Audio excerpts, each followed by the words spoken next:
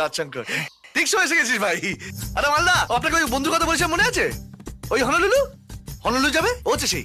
ও আচ্ছা, হনুলুলু। হ্যাঁ হনলুলু। এই হনুলুলু কেন যাবো?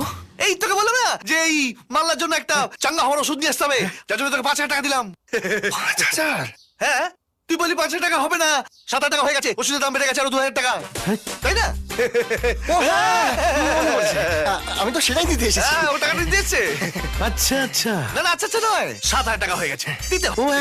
হ্যাঁ, আমি শুনেছি হরে কৃষ্ণ। হ্যাঁ। এই এই এই না 2,000 টাকা।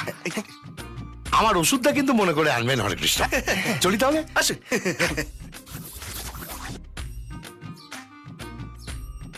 তুই আবার টুপি পরালি ভাই? সুজয়, 500 টাকা তোর, চল 500 টাকা তোর, আর বাকি 1,000 টাকা দিয়ে আজ পার্টি হবে।